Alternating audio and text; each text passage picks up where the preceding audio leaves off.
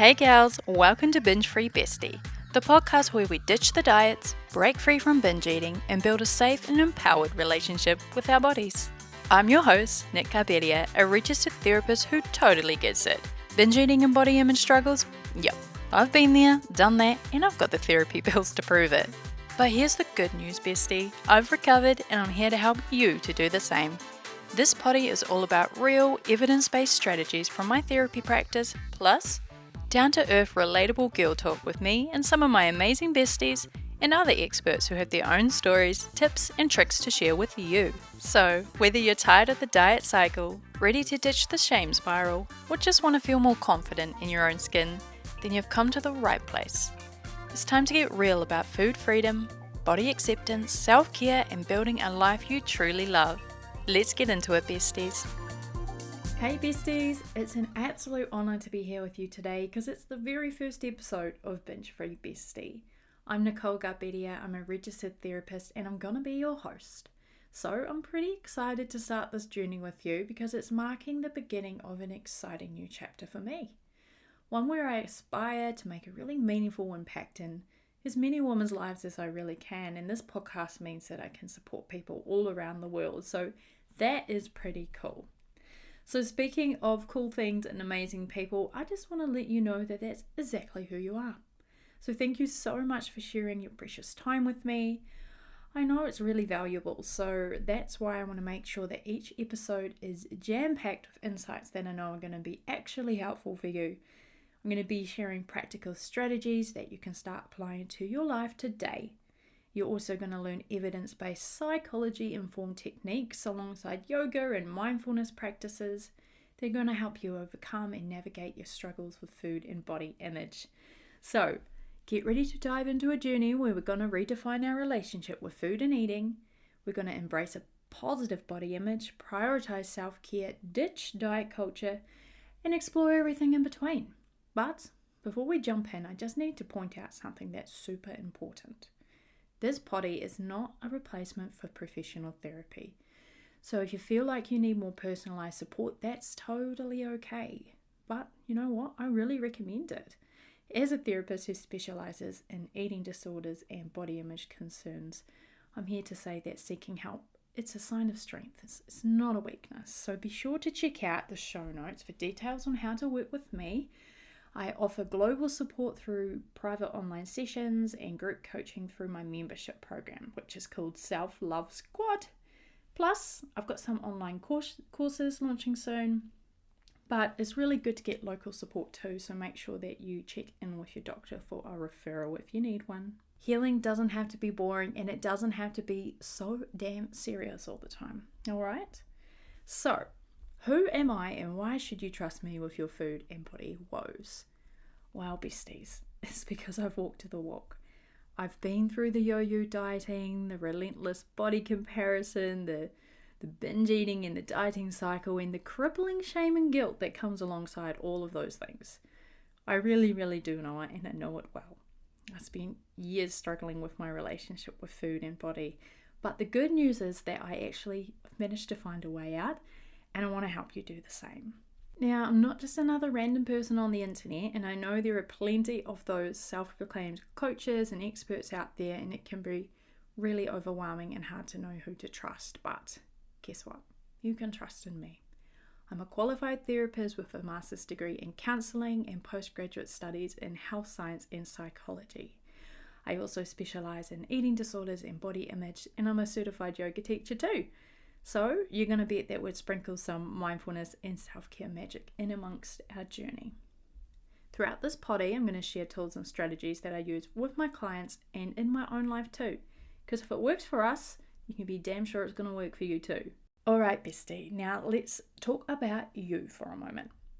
If you're tired of feeling like a prisoner in your own body, if you feel trapped by diet culture and the endless pursuit of the perfect shape and weight, if you're saying yes to these kind of things, then you're in the right place. Because here at Binge Free Bestie, we're all about ditching that diet drama and building a healthy, sustainable relationship with food and our bodies.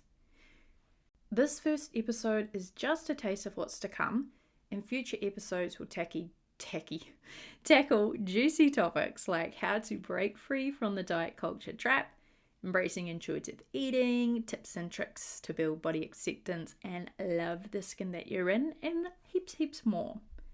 But now, let's get down to the real deal. This potty is about being honest and relatable. So, for this first episode, I thought I might share a little bit about my binge eating and body dysmorphia recovery story. Why? Why would I want to go there? It's because I want you to know that you're absolutely not alone in this. Trust me, like I said, I've been in the trenches too. And I know it can be really hard to trust someone new, especially someone online. Your time and your energy are just super precious. And I know that you want to listen to a podcast that actually delivers real results. So, my hope is by getting vulnerable with you today, I hope to build some trust and show you that I'm really here to be your partner in this journey. So, without further ado, I'm going to dive into my story. So my struggles with body image began around the very awkward age of 11 or 12. I started noticing boys, and well, I noticed that the boys were noticing other girls. I wasn't exactly the pretty girl. I was more on the nerdy side. I had braces, frizzy hair, oily skin, breakouts, all of those things that didn't really fit the pretty girl standards. So entering high school, that pressure to fit in really intensified. I went to an all-girls school, and as we all know, girls are pretty vicious. So I started picking up on cues around the home and around my school. My mum always had, Weight Watchers magazines laying around, and I even used to watch her peeking out the curtains of my bedroom at night time and see my mum lunging up and down the driveway for who knows how long. It felt like hours, watching mum lunging and squatting. And suddenly I was really obsessed with achieving that ideal body too. The one that was on Cosmo. I was just absolutely obsessed with Britney Spears as well, and she had a washboard stomach. And actually, all of the cool girls, all of the pretty girls, they had washboard stomachs, so I felt like I really needed to do that too. So that's kind of where my downward spiral into diet culture started, and I started to do everything that I could to shrink myself. I used to hide in my room at nighttime and do sit-ups and star jumps. And then eventually this turned into dieting. And yeah, I would say I've been down every diet rabbit hole imaginable. Laxatives, fat burners, meal replacement shakes, cult gym programs, vegan diets with absolutely no philosophy behind it other than weight loss. Exhausting. You name it, I've tried it, and it was all in an absolutely what I would call desperate pursuit of a perfect body. And the financial strain of all of that was huge. I was a broke uni student, so we're getting into my late teens, early 20s here, and I don't know how I could afford this. I used my student living costs and things like that, and I poured thousands of dollars into gym memberships and organic groceries that ended up rotting in my fridge as I just went into a binge cycle. And that cycle was relentless. It was restrict, binge, guilt, shame, back to restricting, back to binging. And it just went around and around and around for years. Really led me down a dark path. This unhealthy relationship with food, it blossomed into a full-blown binge eating disorder. And the shame around the secret binging kept me quiet. So I'd be eating bags full of burgers and then hide the rubbish in the outside bin from my partner because God forbid he knew what I was doing. There was just so much shame and guilt, and I never talked about it with anyone. And of course I was gaining a lot of weight through this way of eating, and my doctors, they really fixated on that weight. They berated me for my weight gain, and nobody ever asked me about my relationship with food. All they cared about was my BMI. I was never ever screened for an eating disorder, and I honestly thought that it was purely a lack of my willpower and a character flaw that was the issue. And I was stuck like that for years. So up next, I guess what happened was I reached a crisis point.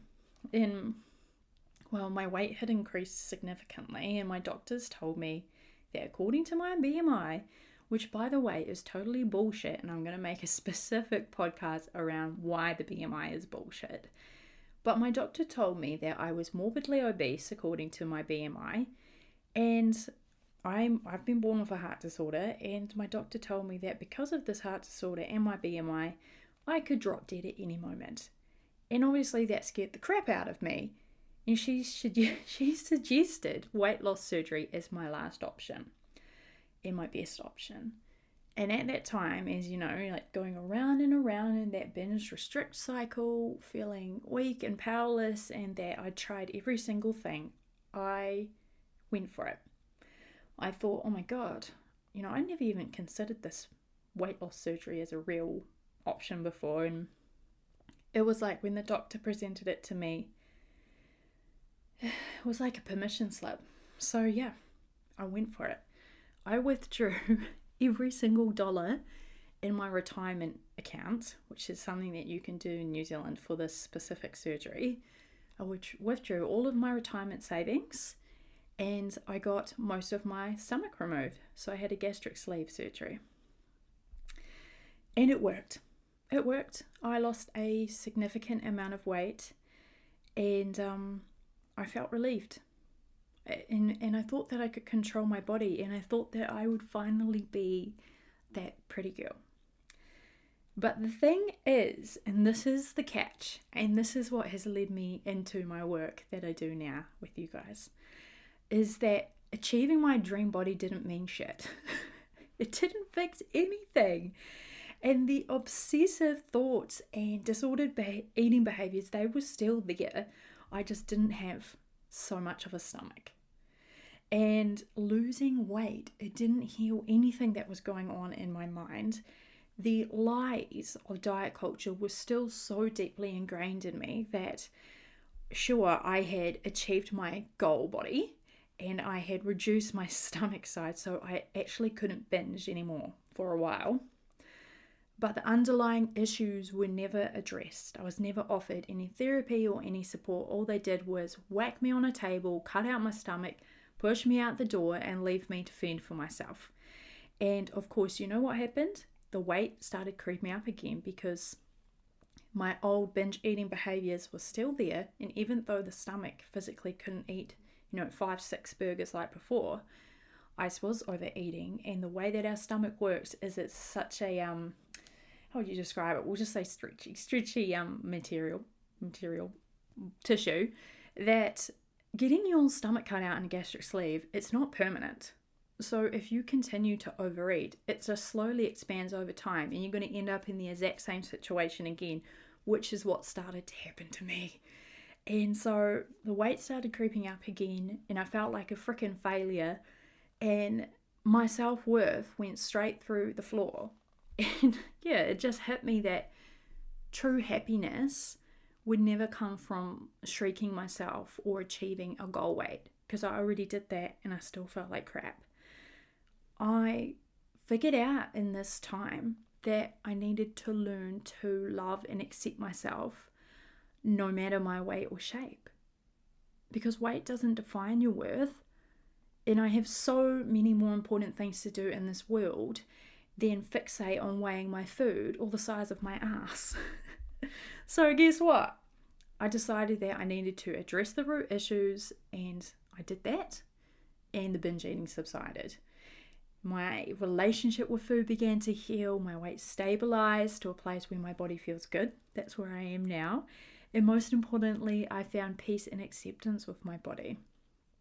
I'm a bit curvy now. I've got a tummy, I've got a butt, I've got thighs, and I am quite a bit above the weight that I got, from my lowest weight of surgery to now. It's a bit of a difference, and it took a while to accept that, and it took a while to accept that my body wanted to be this weight and shape, and this is what would be sustainable for me. This is what I'd feel comfortable at. This is where I feel confident at. This is where I feel sexy at. So, it takes time to accept that maybe the perfect weight and shape for you isn't necessarily within the beauty and body standards that society has set for us right now. Because remember, the goalpost for beauty and body standards is always moving. So even if you fit the standard today, in 5 years you probably won't, and you'll have to do something drastic in your lifestyle to make sure that you fit in that box. And I just can't be bothered with that anymore, and I'm guessing you probably can't be bothered with it either. So yeah, this podcast and the work that I get to do in therapy is for you guys, but it's also for the past version of me, that lost, scared girl who just absolutely hated her body. The tools that I've learned and the ones that I continue to use today, because I still have wobbly days. Just because I work in eating disorders and body image work doesn't mean that I'm perfect and healed and, happy every single moment of every day, because I'm not.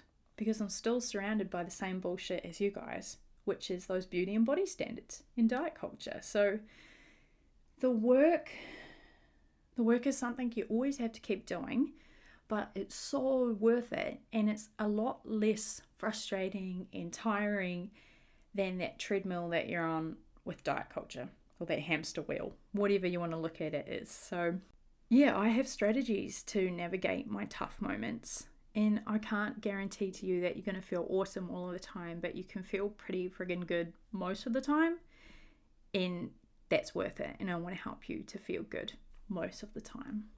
Now, this potty is my way of reaching out to you, and it's my way of being a support system for you. And I understand your struggles because, like I said, I've been there. You've heard my story now. And I want to guide you guys towards a new way of being in your body. A place of peace and a place of acceptance. So you're not alone, and just know that recovery is totally possible. In the upcoming episodes, we're going to share practical tools so you can start healing on your journey. And we're going to dive deeper into diet culture and how to break free from its grip. So, I'm here for you. We're together, and we're going to break free from diet culture and embrace a life full of joy and self-love.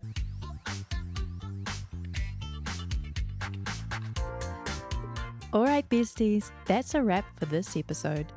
If you're feeling fired up and ready to dive deeper, let's chat about how you can keep the momentum going.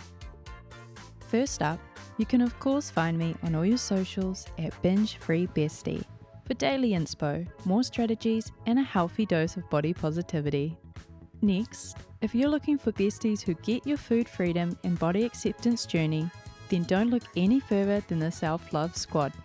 This is our online community where we celebrate each other's wins, share struggles, and offer a safe space for growth. Membership includes monthly group coaching calls with me, weekly challenges, mindfulness and yoga workshops, plus heaps more. Alright besties, that's it from me today. If this episode has been helpful, then please hit that subscribe button, and if you're feeling extra kind, then consider leaving me a review on your fave platform. Remember, you're worthy of food freedom and body peace. Please take care of your beautiful self, and I'll catch you next time for another empowering episode. Ciao!